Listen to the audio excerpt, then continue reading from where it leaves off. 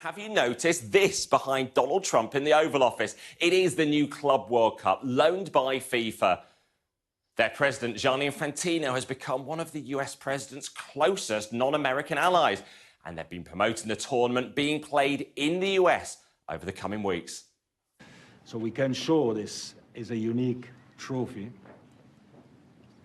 This is the trophy, but it's not finished because it's unlike any other trophy. There is a key.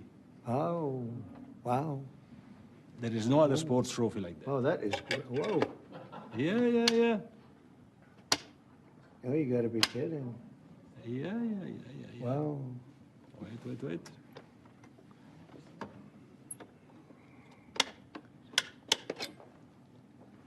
Wow. That's one out of the And that's the trophy. That is something, huh? We got to win now. It is a unique, maybe unusual trophy, and this whole competition might be confusing because the event FIFA calls the World Cup is for men's national teams and started in 1930. Argentina won it last time in Qatar, and the next edition is being hosted mostly in America next summer. So the warm-up event seems to be this World Cup for men's domestic clubs, replacing a little-regarded annual December event with just 7 teams. Now it's been supersized. There are 32 teams. Here they all are. They'll be playing 63 matches. From England, there's only Chelsea and Manchester City, who qualified as recent Champions League winners. But why, for example, are RB Salzburg in it, despite not being one of the best in the world? Well, that's due to most of the European teams being determined by performances ranked over the last 4 years.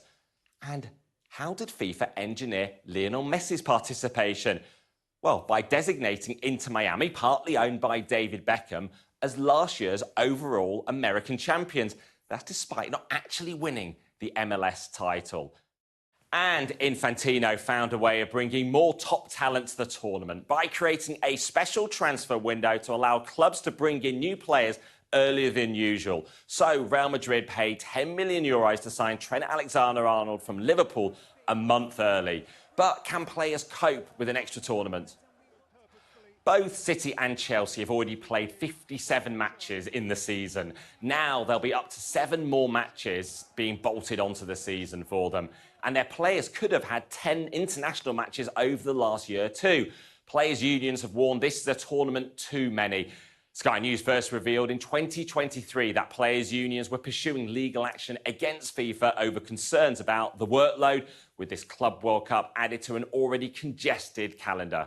The authorities who are supposed to protect the players and protect the games are not just doing that. They are generating more competition, to generate more income to detriment of the players and to the show. And I think that the players are not ready to take a strong stance.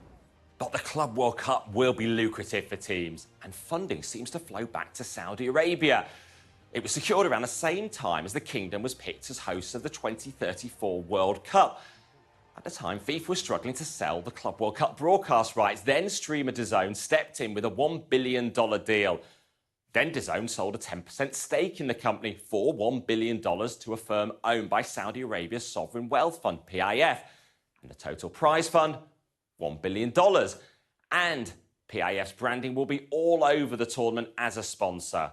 The winners will receive this on the 13th of July in New Jersey, and the world champions could bank up to $125 million in prize money. But will players pay the price with their health? And ticket sales seem to be struggling too.